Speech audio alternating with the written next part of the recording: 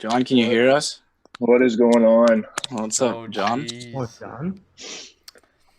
Oh, not much. How are you guys? Good, how are you? Good.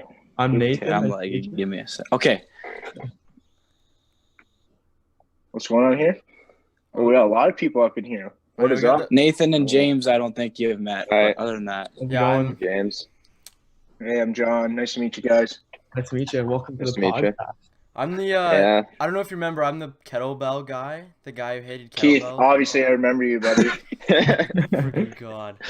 he definitely does. He just looked at Yeah. Keith's name and like, Yeah, yo, Keith, man. Keith, yeah. Oh, man, I've been waiting for you to get your butt back to the gym, and Danielson keeps saying, oh, yeah, Keith and I are coming back. Danielson doesn't even show up. No, So, yeah, he's a slacker now. I can know. Slacking off. so you guys are starting a podcast, eh? Yeah, it's the Zoom podcast. We should have recorded this part. It's recording right now. Oh shit! Yeah. No, Oh. I ruined it. Here we go. All right, do you want to jump right in? Yeah, we're just gonna introduce you, and then we're just gonna start. Go for it. This is a Alright. big deal, John. It's a big deal. Yeah, this is gonna be the biggest one. So Alrighty. here we go. So our first guest on the show is an absolute stud. He played competitive football for over 9 years. 5 as a starting quarterback, taking his high school team in the playoffs all 5 years, winning 2 division championships in 4 straight final appearances. He took up his studies at the University of Waterloo for sports business and currently a certified fitness coach at NOPT. Please welcome John Peele. Hey, go. appreciate it. You guys did Yeah, your research, eh? You didn't Yeah. think we'd do our research, but we did. Yeah, okay. So we're gonna Yeah, kind of start talk off, about Keith. talk about your whole football career here. Now maybe start right at the beginning. What made you get into it? Man, okay. So I was actually born in Hong Kong. My mom is fully Cantonese. My dad's Canadian. Moved to Canada when I was like, I don't know, 5 years old, 4 or 5 years old. Like the first sport I was introduced to was football. I just remember watching like my first ever CFL game. We're huge Cat fans, huge Nice. CFL fans in the household. So, like my first ever Cat game, I went and saw like Danny McManus when he was quarterback for the Cats at Ivor Wynn, and I don't know, I just like something about the game. I just like right away I was like, this is the sport I want to play. I got into tackle football when I was in grade 4, starting around there. Grade 4, I did house league tackle, played house league up till grade 7, grade 8, and then throughout with I guess everyone's football career, you bounce around positions in house league tackle. Like Yeah. I started off at like running back. I got moved around. I played linebacker 1 year, and it was like played safety, played everything like Right. all in, and then played quarterback my final year. And then I went to a small high school. I'm from Burlington. High school's called Lester B. Pearson. When I got there, it was around like 900 kids. When I left, there was around 400. So, Jeez. yeah, it's kind of a interesting. Like right now, the school shut down, doesn't even exist. But anyways, I went to Lester B. Pearson. I went out for our junior football team at the time, and there's no quarterback, and I was the only kid that can, I guess, naturally throw the ball a little bit. So that's kind of where it kind of just like started for me. I went to a smaller school, got to play right away. Fortunate enough to have really good coaches there, so that was good. And then in my grade, my grade 10 year was when we won our first championship, which was awesome for the school because it was the first one they won in like 24 years. So, at the time, our senior team, they were playoff contenders, but couldn't get over the hump. So when we won as a junior team, it felt kind of good. Then I went, in grade 11, I went to high school for 5 years. I did a victory lap. Grade 11, grade 12, grade 13, made it to the finals. My 11, 12 year, didn't win it, unfortunately, but then my return year, we won it, which was nice. It was nice to go out on a high note. But my return year was kind of interesting because that was 2015. In 2015, there was a strike with the school boards. So I didn't know if I was actually going to get my season. So I ended up at 17, 18 years old. I played in the Canadian Junior Football League, which I'll get into a little bit. So actually, the team at the time, Burlington had a junior team. They're called the Burlington Braves. So I went out and I was like, hey, like, I don't know if I'm going to get my last high school year. I kind of want to go play university after potentially, and I need film and whatever. So I played for the Braves. I only played one game, and that was an interesting experience because at the time, the CJFL in Ontario was ages 18 to 24. Wow. So I went in there as an 18-year-old. Didn't start my first game. Second game got the start. We were playing our rivals, Hamilton, down the road. And, my first pass in the league was a 71-yard touchdown.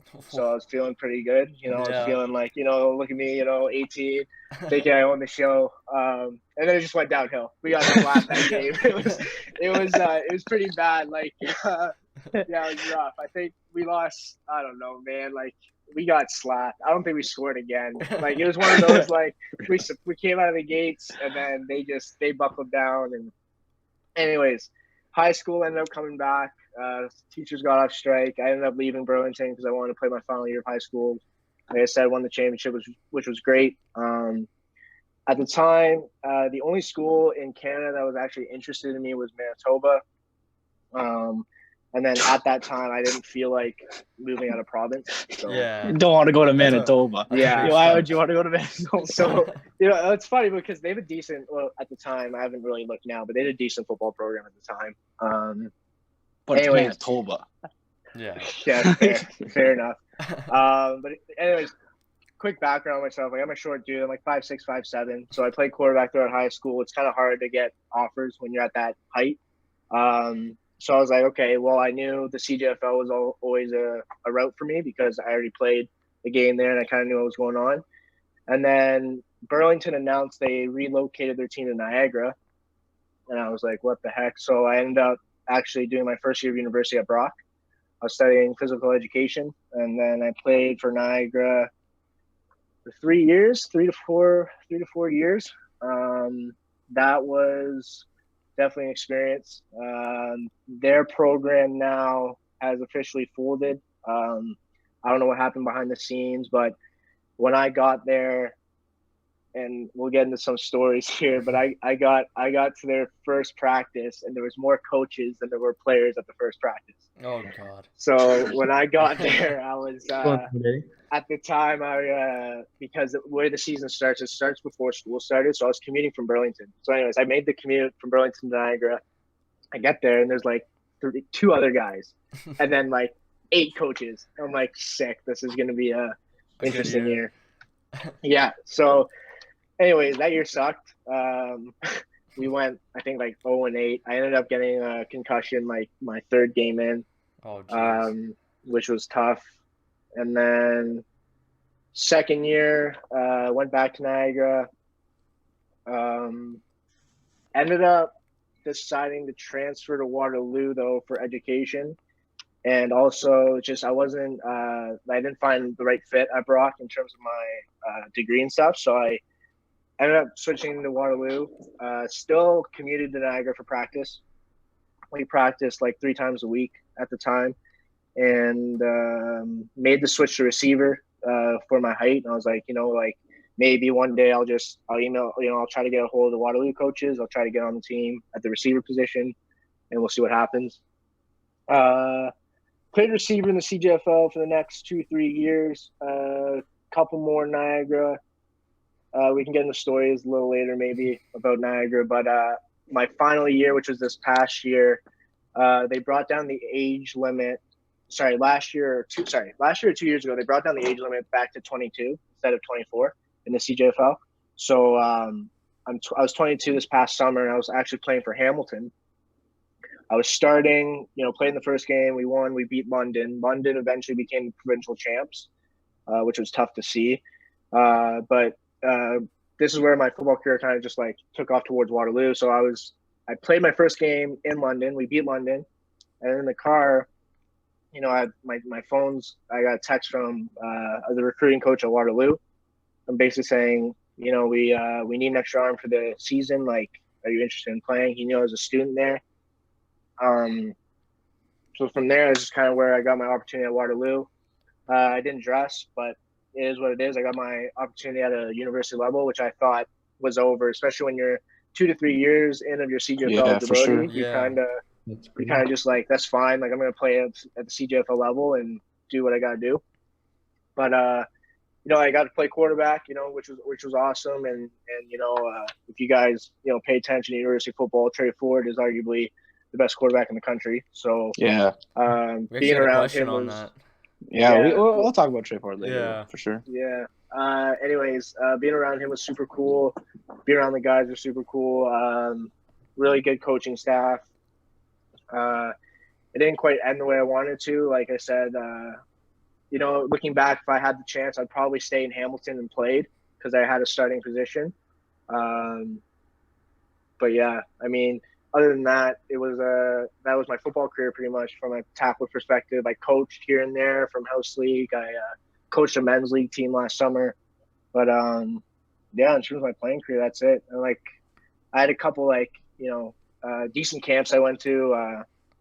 Football University hosts a really good camp. It's called FBU. I went to their Top Gun Showcase out in Ohio. I also did defense football camps, which was really cool. They hosted one in New York. I went there, did really well. They host their own All-American Bowl series. And it's interesting, that year I went to the Citrus Bowl in Florida to play in my bowl game, and in the age group above in that bowl game hosted by offense defense was Lamar Jackson and Saquon Barkley. And at the time, I didn't know, right? Like at the time, I'm just a year younger than these guys. So I'm like, they're probably good. Like obviously, they're already they already committed. And so we were watching them. But then I looked back at the booklet I have of that offense defense bowl weekend. I was like, man, that was Saquon and Lamar Jackson literally playing in front of me and in the same vicinity. That's sick. But yeah, it was pretty cool. I guess. I'll touch on. I went to the Manning Passing Academy. Which is hosted. Where is it hosted at? Nicholls State, I believe. I could be wrong there, but Manning Passing Academy was super cool. Got to meet Eli, Peyton, Archie, Andrew Luck. Wow. A lot of guys. I don't know if you guys remember the name Austin Collie. He's a receiver for the Colts. Dwight Freeney was there. Well, anyways, a lot of guys. All the Division I quarterbacks were there. They were our camp counselors, and we were just I was slinging the ball with a bunch of just high school kids, and it was like a three-day camp. So that's an awesome opportunity. Pretty much, yeah, that was really cool. It was really neat. So that's pretty much my football career, I guess. Football in a nutshell. But yeah, it's a pretty good football career. Yeah, I had no clue about any stuff. I see Yeah. every day. No clue. Okay, Yeah, for you guys pretty neat. who don't believe John's an elite Ticats fan, you guys went to Calgary, right, to watch the Grey Cup? You're right. Yeah. Jeez. Yeah. I bought my dad Grey Cup tickets for Christmas, and we went out. It was like an impulse buy, almost. I think if say the Grey Cup was on Saturday or whatever it was, I think we left the Thursday. We just bought it and went, and then it was good. Other than the Ticats not showing up and losing, but that was a hard game to watch. Yeah, the experience was sick though, for sure. So. Oh yeah, Calgary would be a good place, isn't it? Just a big party for that whole week. Yeah, it was a good festivity weekend. It was good. Nice. For sure. Yeah, that's pretty sweet. So kind of a question, going to kind of every athlete has these moments, but what's your most memorable play? Do you remember? Was it that first pass and they getting slapped? No, that probably was my most memorable moment is probably my final game of my high school career when we won the championship. So basically, just quick context. We played these guys earlier in the year. They were the only team that beat us during the season. Me and 3 other returners were like, yo, we can't lose. If we lose, man, all of us might not even play, right? And we're a lot of us won't even play after this year. So we're anyways, we get in that game. Their first drive, they marched right down our throat and score. And this is at MAC. We're playing at MAC. And we're frick, is this gonna happen again? We lost to them by 6 points the first time. So anyways, the game goes on. We're down at halftime by a point. I think it's 7-6, low scoring. So here comes the series of events. Basically, we get a roughing the passer call, but we picked off the ball. And just how I guess the refs interpreted the call, I thought it was going to stay their ball and they were going to get the ball 15 yards. from the line of scrimmage or from where the roughing the passer occurred. Yeah. But we got the ball and then we moved back 15 yards, so we just took it. And then at that point, like our head coach, like we're generally calling the plays, but he was like, Peele, like, what do you want, kind of deal. And I was like, yo, just give me the ball, like let me run. Like at this point, like because at this John's point, a hero. We Yeah. were literally just like handing off the ball to different people. We were pass based, but then we tried to like switch it up this game. But anyways, we threw one pass that drive. It was like a 38-yard fade route. The guy came down with it. And then we called 5 straight quarterback draws. Like, I'm not even lying. Like, literally, Oh my. 5 straight, give the ball to John, and let's see what I can do. So I basically, 5 straight plays. The last one, I met the guy at the goal line. I lowered my shoulder. He stuck me pretty good. I extended the ball over the goal line. Ref calls a touchdown. As I go down, a guy comes down on my neck, like, from a different angle. Ooh. Ended up getting, like, concussed, I think. I don't know. It wasn't really determined, the concussion. But, like, I was on the ground. Like, I didn't get up for, like, people came out to the field and stuff. Like I spent like 10 minutes on the ground there. So that was my last play. Like I didn't finish the game, but that was late in the fourth quarter. Anyways, we ended up winning, which was super good. But that was probably my most memorable moment. You should make a was that. movie about Yeah, that that's- play.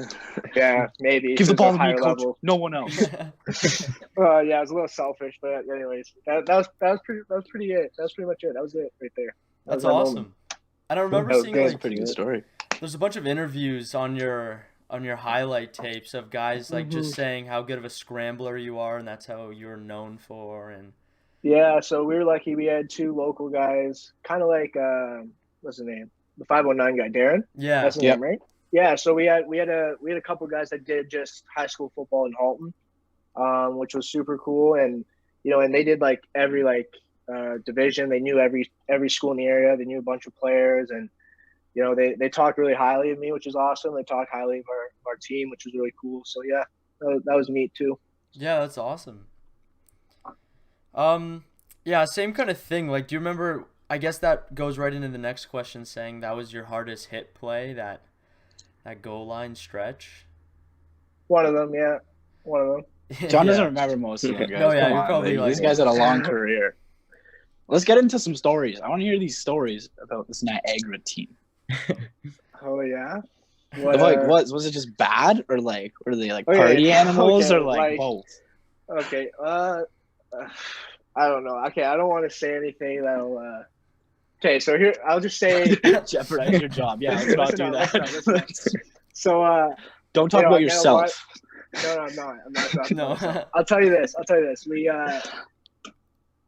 We had talented players that were not put in the right positions to get us to win, but we also had talented players that weren't committed, and that's a huge thing that separated from the really good teams I was on and the really crap teams. So like, if all those players that I just mentioned just showed up to practice, we would have Yeah. won like some games. Like we would have been good. Yeah. But the problem was like me and I brought 2 other buddies at the time with me from Burlington. We were more committed from commuting from like Burlington, Hamilton Oh yeah, area for sure. than players in Niagara. Like they were like, the guys are just like, oh, I don't feel like coming to practice because like, Yeah. man, like That must have my been 3 frustrating. years there, it was so frustrating. And like, you try to put because for me, it was coming from a good high school program to like, I went from this where everyone was committed, even though it was at a high school level, but like the commitment was like university level in terms Yeah. of commitment. Then you go to this where, the league is trying to market themselves as a different route for people who don't go to university or people who don't quite make university teams. Like come to this league, it's really reputable. But then this Niagara team just seemed really rushed. So like, because they moved from Burlington to Niagara, and their thought process was, oh, Brock University doesn't have a football team. Niagara College obviously doesn't have a football team. Let's try to pull athletes from these institutions, and we should be good. That didn't quite work. And so adding to my story of the first practice, there's like 3 players, including myself, and like 8 coaches. When I got pitched to, come, go to Brock, get your education, come play, they're hyping up this facility. Like we were going to have this like full field and we had indoor gym space and whatever. I get there. It's an abandoned like church school. It's not even half a football field. No. It's like dirt. Like it's like the longest yard. Like picture it. Like it's like it is terrible. I drive there from Burlington, 45-minute drive, get over that Skyway Bridge, and I finally get there and I'm like, man, like it doesn't even like the goalpost. Like you guys know goalpost? Yeah. It didn't have the one side. Like it was just like What? Yeah. yeah, okay, exactly. It was like this. And it didn't have this. And I was like, and then the worst thing was that goalpost, if we were to use it still, the ball would go onto the road. Like if the kicker were to use it. So it's like, so we're at this abandoned school. For Lux. Man, this abandoned school, crap field, no goalpost, no players. And we had to make that work the first year. Oh, and we had to be like, and I was like, man, like, this is a bad look for Niagara if they fooled after the first year. Like, we got to figure it out. But, like I said, the guys, like, to this day, I have a group chat with the players that were there since, like, day one or year one. And, like, we just think back and just, there's a lot of things that happen that I can't actually say on here because I don't want to get myself in trouble or I don't want to get anyone on that team in trouble. But, you know, it's an interesting thing to look back on because, Good experience. like I said, yeah, it's what you don't want an organization to be like. But and it's frustrating too because like there's a lot of guys in the Niagara area that went and played for Hamilton because one of the coaches on the Hamilton staff is one of the coaches on the Niagara Spears staff. Oh right. So Keith, yeah. So you play for the Cape Lions, right? So Spears, their senior varsity head coach, has been on the Hamilton Hurricane staff for years. So for years he's been pulling basically out of that program. Like it's just a feeder program. So he's just like, yeah, just come play for the Canes, like whatever. So we had a lot of Niagara talent, but so the talented kids that were on our team just weren't committed, and then the talented kids that were committed just committed to Hamilton. So and Hamilton was really good. Like they've won the provincial title. Like I think I want to say like 3 out of the last 5 years. So they're good. Go ahead. Keith. Who's the worst team in that league? Like right now, when we were playing, all our years are like the team we hated was London. It was always London. Yeah. Was London even in? Was it in the league when you guys were playing? You played for London, didn't you? You said. No, I played against London my final year. And they won provincials, so they won the province this year. Yeah. Which was tough to see, but they so like the team we hated, like, so sorry, just rephrase your question. So what like, do you mean? Yeah, you're saying like rival or the actual biggest rival. team? Yeah, no, you're okay. So out of Burlington, it was Hamilton. When we were out of Burlington, it was definitely Makes Hamilton. Sense. Niagara, it turned into GTA because that was the team we always had a chance to beat because we couldn't compete against any other team. It was just brutal. Like, so London did a really good job. Oh, it's the worst there. 2-team showdown. Yeah, pretty much. It was like the toilet bowl every year. But so the London team, they play out of Western's field. So they're really tight with the Western coaching staff, and they have a really good system. They send guys down, and you know a lot of those guys actually go study at Western. So it's like they send guys down if they want to play for London, and they'll send guys up, and it's just like this system where they got it figured out. Stacked. Yeah, how do you even compete with that? Yeah, like it's, and they use their plays and everything. Yeah, like I don't know. They have a good because I've heard their rep program's pretty good too, right? Their junior Mustang program. Mm-hmm. So they have a lot of kids to pull from, and there's a lot of good high schools in that area too. Yeah. But yeah, I don't know. But like, yeah, I'll probably say GTA because, like I said, you know, that was a team we could beat, and they could beat us, and it made it like, oh, we're actually playing football. Like we're not going to get slapped today. Like this is good. Yeah. But and then also my final 2 years at Niagara, we played this team from the States. So quick story here. Sorry if I digress, but no, go ahead. We played this American team from New York. They were called the New York Patriots. And I remember the first time our head coach tells us, yeah, we're going to scrimmage a team from the States. We're all looking at each other like, why would you do that? Yeah, why would you bring a team just to slap us? Like we're all looking at each other and we're like, okay, whatever. Like, what rules are we playing? We're playing our rules, their rules. Anyways, this team comes down, man, and like, yo, like typical. Have you guys seen Last Chance 2? Yeah. Okay, literally okay, not hold up. Let me rephrase this. Not as athletic as Last Chance 2, but like mannerisms. Yeah. Literally just mimic this team. So they come in and they're, you know, they're coming in like they walk onto a field with like this like boomboxing, they're blasting music, like they're They've all already decked won out in their eyes. swag.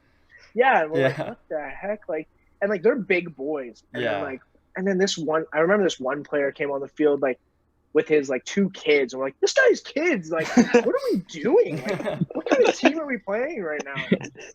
So, anyways, and then this is a catch, right? So we're playing them the first year, and like it's close, and we're like, what's going on? Like these guys aren't very good, and because we knew we weren't very good, but we were like, we thought these guys were gonna slap us. They were big, but they just, I don't know, it's just like they just didn't like play well. So, anyways, we won both games we played them in. The second year, it ended in a brawl. We had the game cut short. Like there's literally like people swinging helmets at each other. We actually played our second game at Brock. We played at Brock University, and they came to Brock and whatever. And then like parents were running on the field. I was like, what is going on? Because we slapped them the second year. Like we won like 48-0. The first year we won 8-0. So then they're like, we're not coming back. Like whatever. Like this is a joke. Like apparently we were the ones trash talking, but I don't know. I kept my mouth shut. I was just playing whatever. And then that was an experience. So I guess that American team was kind of a rival until they cut their ties with us. But then GTA was our in-season guys for sure. That's funny. I don't think Crazy. we've ever played an American team. Like I wouldn't want to play. Yeah, like that's a deathbed waiting for us. But also, I think there's a lot of opportunity. Like it's just, I think a lot of the state teams are afraid, right? Like, because what happens if you do win? Then it's like, Yeah. you beat them at their You never sport. want to, Now because they're you like, guys will be more "Well, fired up to play them. we can't go back." Mm-hmm. Then you lost to a Canadian Right. team. Right. Yeah. Yeah. They treat it like a religion up there too. Like Yeah. everyone lives and breathes football, right? So it's a different breed up there, like in America. Like I Exactly. remember, Keith. I don't know. It was someone on our team because I used to play football too, like back in like Pee Wee Bantam days. But they played a scrimmage in a team in Ohio and they beat them like Oh right, yeah. 100 to something, right? Like just Ohio it was stomped us. like murder. Yeah. So I think it was a Dummy Kentucky day. team or like London team. So Mm-hmm. Yeah. Similar story, but They had like the Team Yeah. Ontario or Team Canada stuff, and then goes out. We think we're all that, and then verse one of them and walk away with like lose to 100 points. It's brutal. No, like you hit it on the head, Nathan. It's just a religion up there. Like even I remember the Manning camps, like just the way they approach it. Like even at such a young age, like I went there, I was like grade 10 and grade 11. Like at such a young age, these kids are they just look at the game differently, and like they get coached. Like they get coached a lot, and they have everything. Like in terms of, well, I shouldn't say they all have everything, but a lot of them have the resources to like, you know, they have like they train twice a day, and then they do field work twice a day, and it's just like, yeah, Oh, Yeah. way more that's what it is. resources up there. Like I'll be honest with you, like when I played, like, so a couple camps I did in the States and the Manning Passing Academy, like I would honestly say like talent wise, we're not much different. It's just the coaching and the culture. yeah, But like Yeah. talent wise, I wouldn't say we're much different at all. yeah, I agree with that for sure.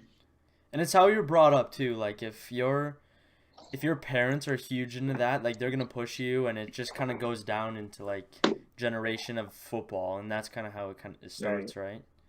Oh, 100%. And then like obviously the U.S. population is way larger than ours, so Yeah. they have a lot of guys, a lot of good athletes. So Mm-hmm. And they have so many, like, I know it's going off topic here, but like even with like hockey and with football, there's so many leagues in the States Yeah. too. Like it's crazy.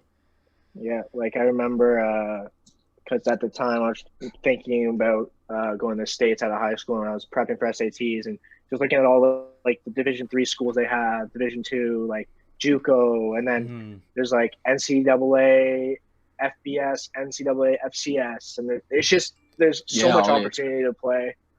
It's insane. crazy.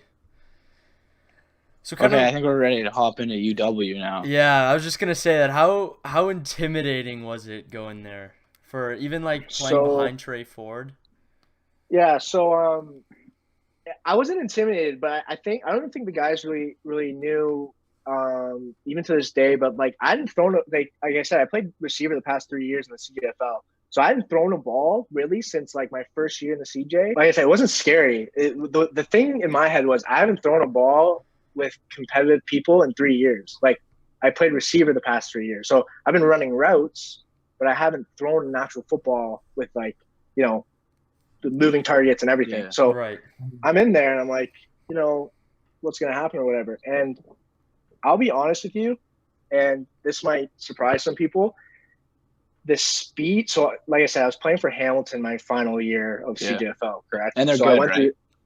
and I went through their whole training camp, and a lot of talented players. Like, so the speed of that, in my opinion, was faster than the practice speeds at UW.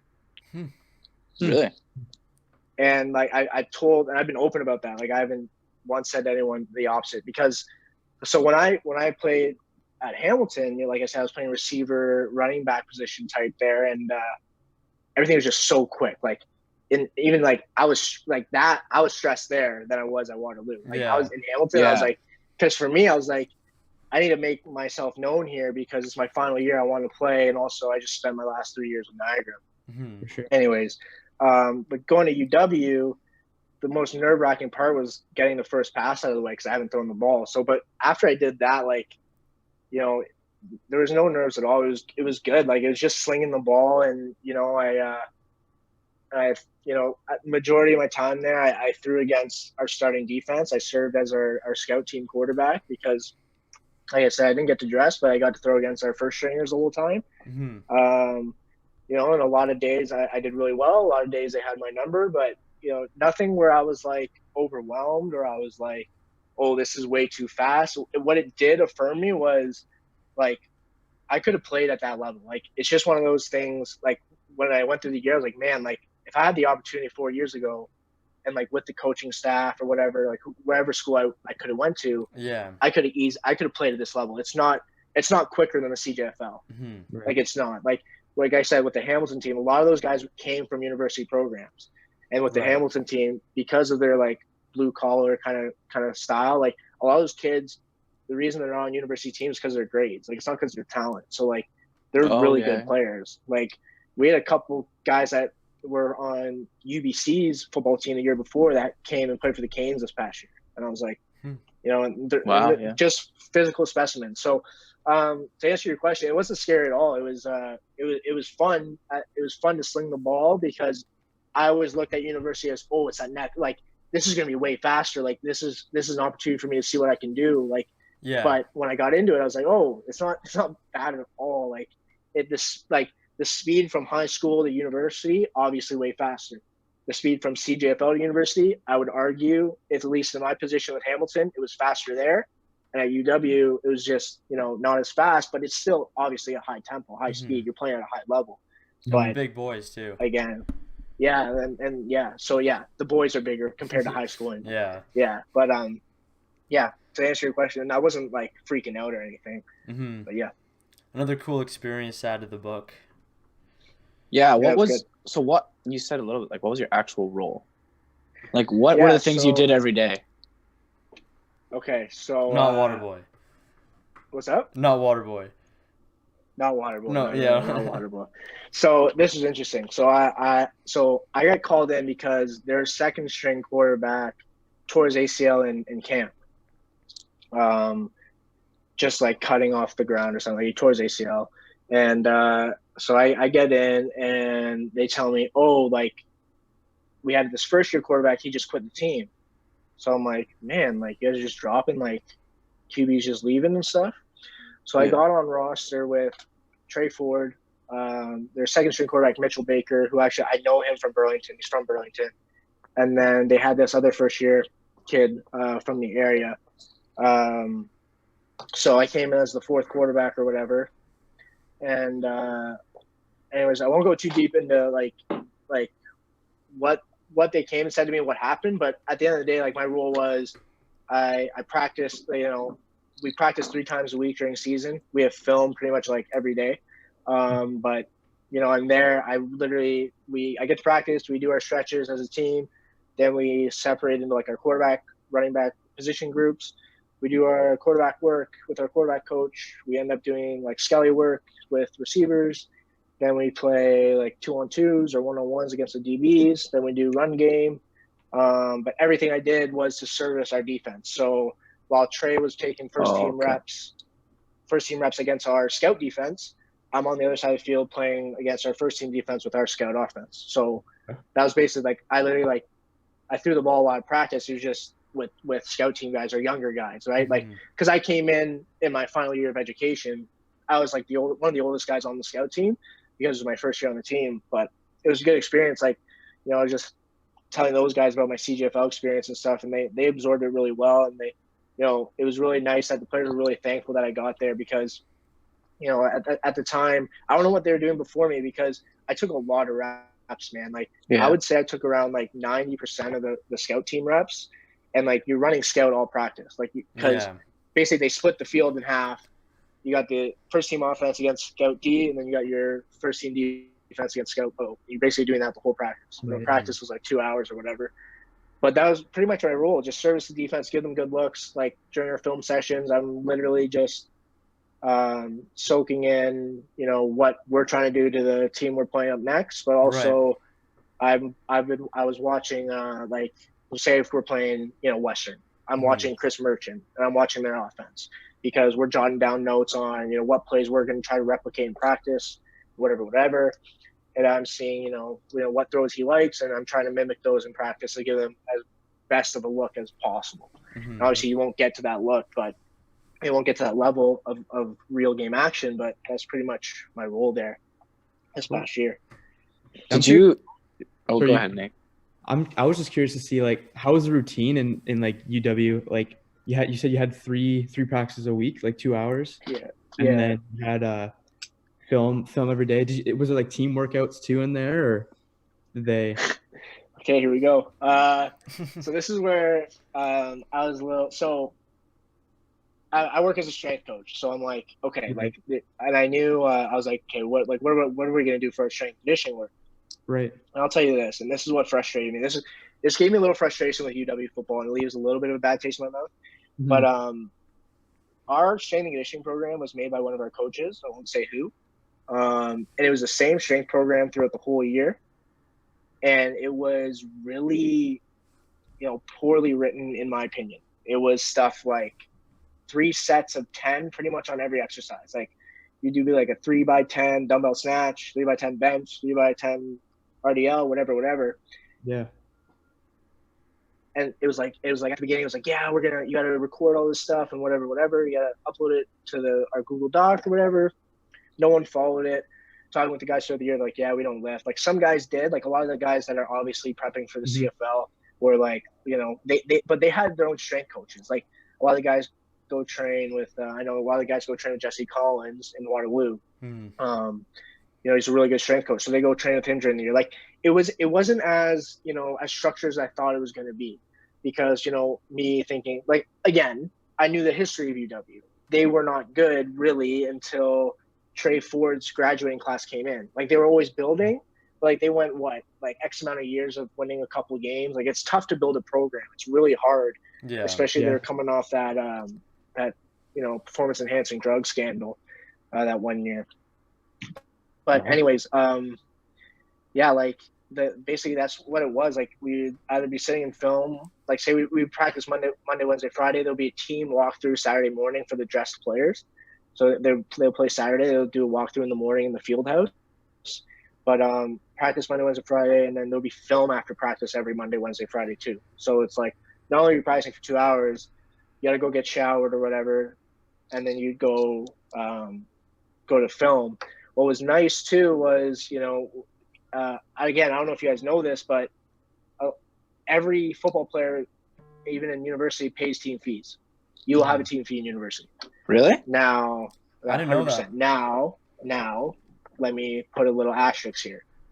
I don't know if Trey Ford has a team fee. Yeah. You know what I mean? Like I don't know. Sure. Like I would, right? So I don't know, you know, how flexible all that is, but I know, you know, a team fee was emailed to all of us, and everyone had to pay this X amount of dollars to cover, because every practice we got food. Like you didn't have to worry about it. You just go to practice, go when we get food delivered.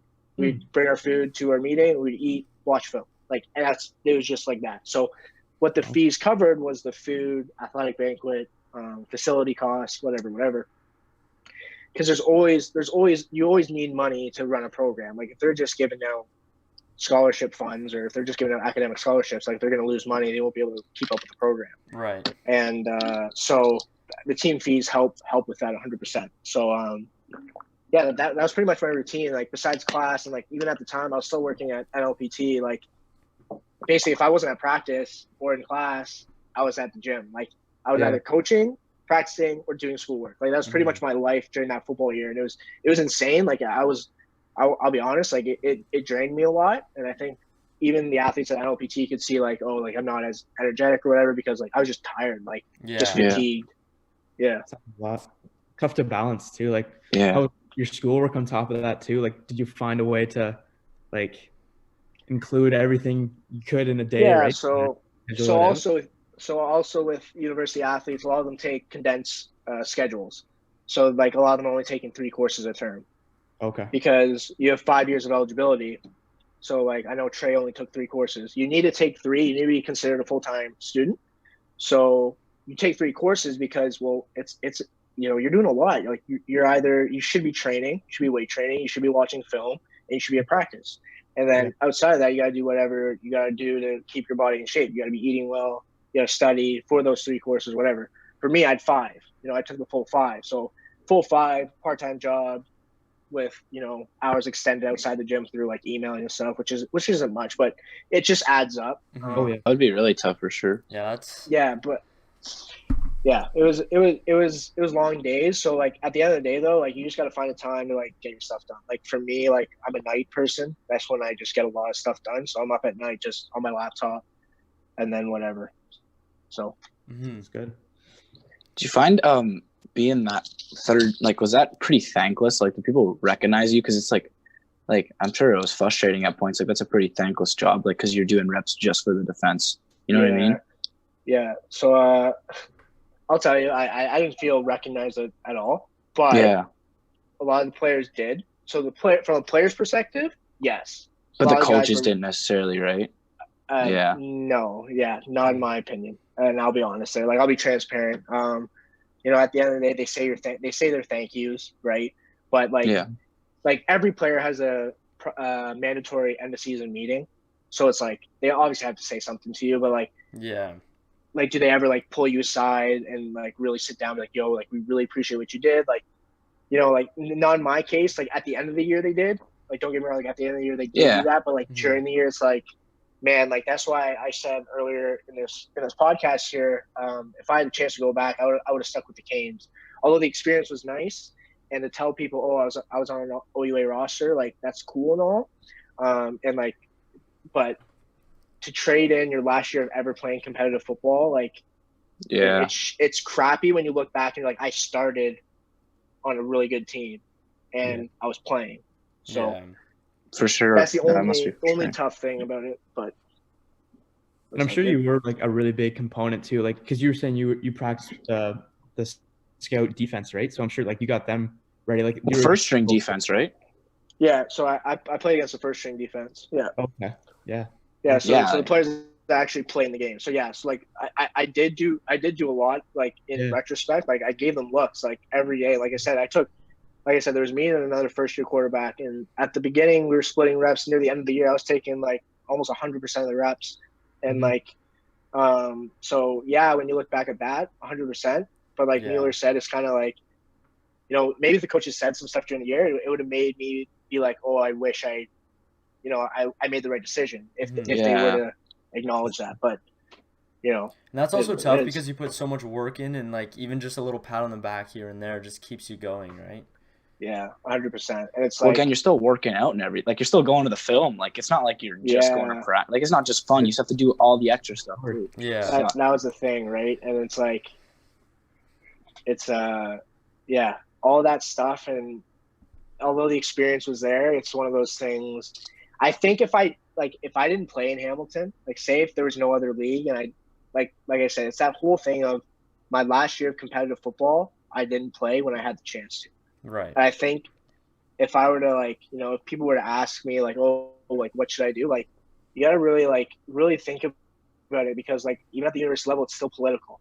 Like, it is really political. And, like, unless you're a talented, super phenom, once like a Trey Ford or like, even Chris Merchant and, all these talented guys in youth sports, like if you're like not at that caliber, and you just gotta really sit down and think about it. Like, do you want the chance to never play again, and just ride, and just do the things you gotta do at practice, or like play out your final year somewhere else? So Yeah, I didn't do a good job of that, I'll say that. But You It's probably wish definitely you a had good that. lesson to other people too, though. Yeah. Right? Like, yeah, 100%.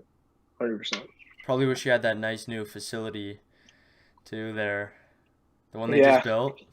Yeah, the indoor one. That's so nice. So yeah, it's not bad. And we what's interesting is because we got to use it throughout the year, but the thing was, like, it's tough to practice in there because you have to practice widthwise. Mm-hmm.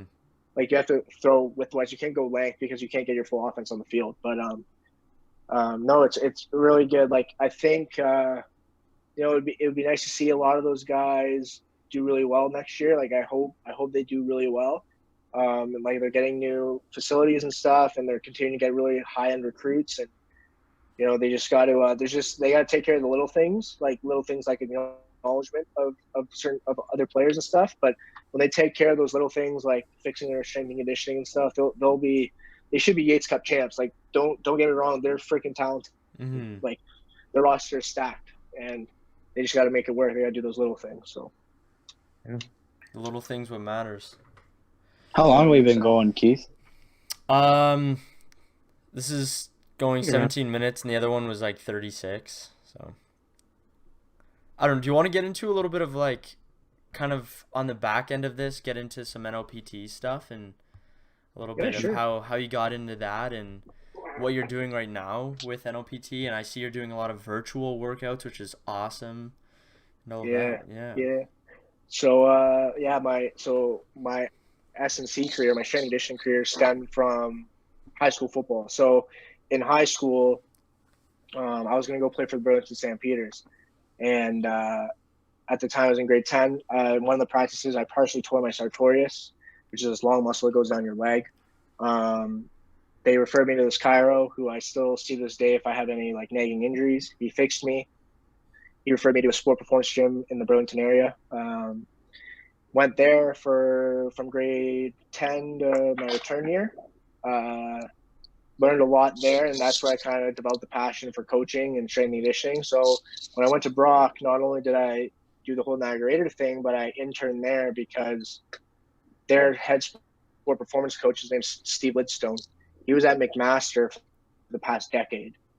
He ended up moving because of family reasons. He started this sport performance internship at Brock. So I was part of the inaugural year, which was super cool. I got to work with their varsity wrestling program. And for people that don't know about Brock Wrestling, they are the equivalent to the Golden State Warriors in the NBA or the New England Patriots of the NFL. Wow. They dominate. They dominate every year. Like, and if you want to relate to like youth sports or like Carleton basketball, but I think on steroids. Like, the amount of national championships they've won, it's unreal. Like, I walked in and I was told, like, one of my first practices, oh yeah, like, this guy, he's on the Olympic trial team. This guy wrestled in the Olympics a couple years ago. This girl's going to go to the Olympics. And I'm sitting there like, cool. So I'm going to tell a bunch of Olympians how to deadlift. I think they know what they're doing. But anyways, that was nerve-wracking for sure. Because, like I said, I was 18, 19 at the time, trying to tell these phenoms of athletes. I've never seen people move so well. So I sat in one of their wrestling practices, and they have their heavyweights doing like backflips in their warm-up. I'm like, what the heck? Like, they're landing it too. Like, it's amazing. It's the best. Like, I've been around a lot of good athletes, but those are the best group of athletes I've been around. And like, it all stems from the culture that's set by their head coach. His name is Marty Calder. If anyone wants to look this guy up, but he's a very high level wrestler, really good coach, has established an amazing culture at Brock. But anyways, I interned there. Really great opportunity. Like, I got to run a wrestling training camp in the Dominican for that team. I got an opportunity to go there. Yeah, with the team, and we were there for a week. I got to run all their S&C stuff.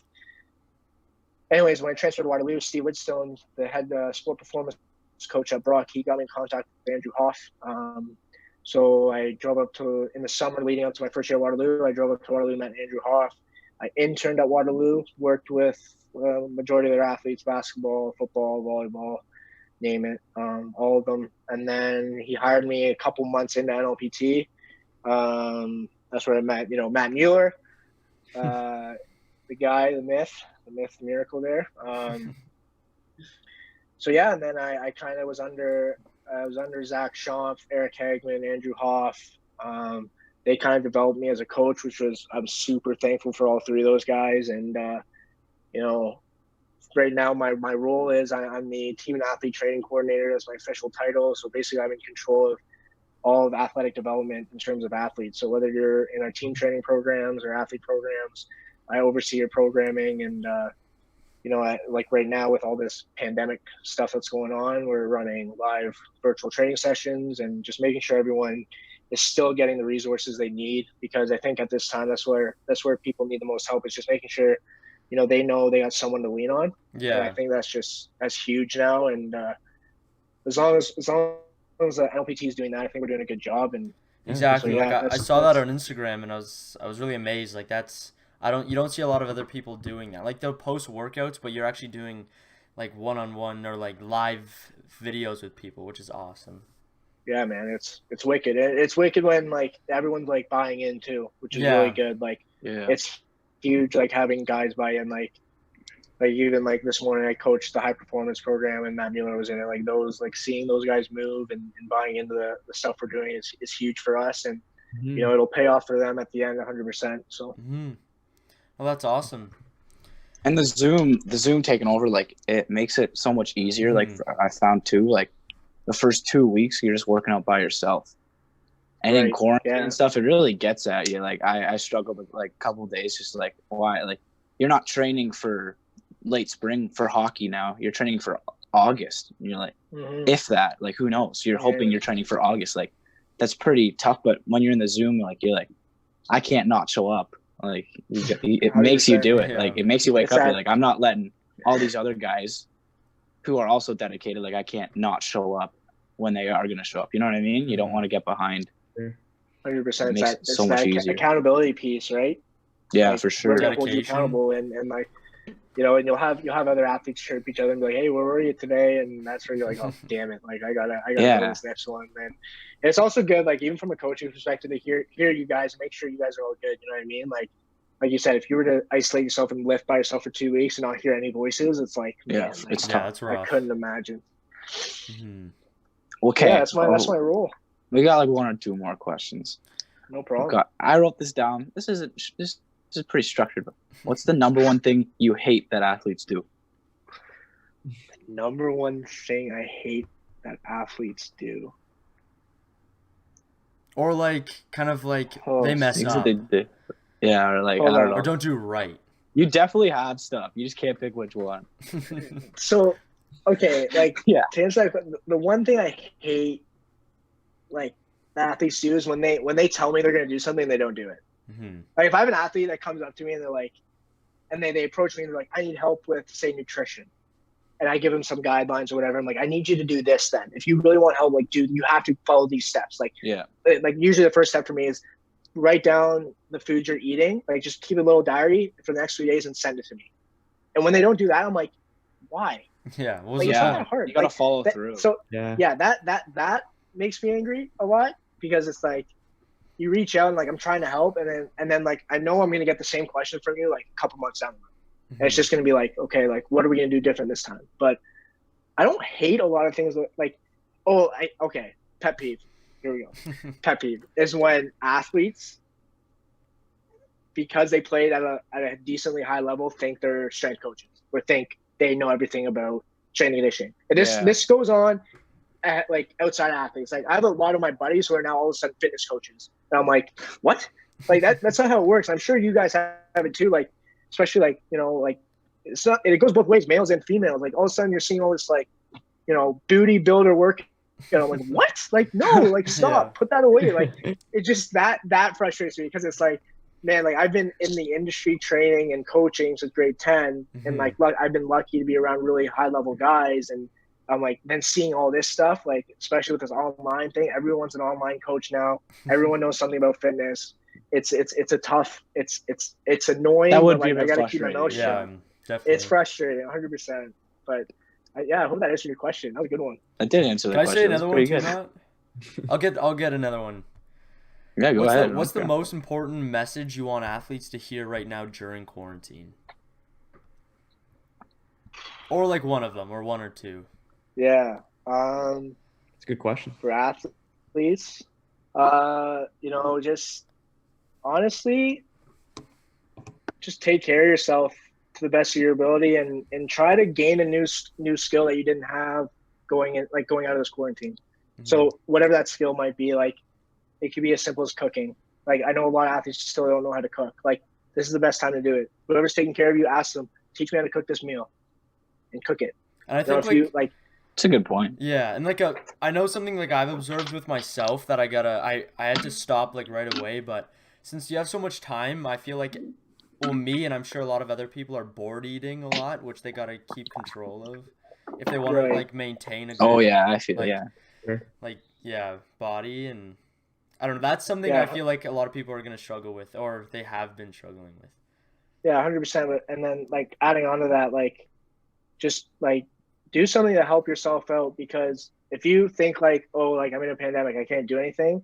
When this is all over, you're going to be so behind, and it's going to be like, it's going to be tough. And a lot of these people that say like they listen to this and they're like, oh, it won't be that tough. Like it's going to hit you, and like, good luck. Cause like, you're just going to you dug yourself a hole and you got to climb out of it, and it's just tough for you. So and like, find someone to help you out. Like it's not that hard to message someone like, I need help on this, and just reach out. That's all I would say for athletes. Yeah, that's perfect. I'm sure if anyone had any questions, they could contact you as well. Yeah, 100%. On through Instagram for sure. Yeah. Then thanks for coming on, John. You're coming on again. We could go long. Yeah. For sure. I actually love to come back on if you guys want to talk about anything else or whatever. Yeah, for sure. Yeah, it was good. This went pretty long. I think we got to cut it at some point. We can't post a 2-hour podcast.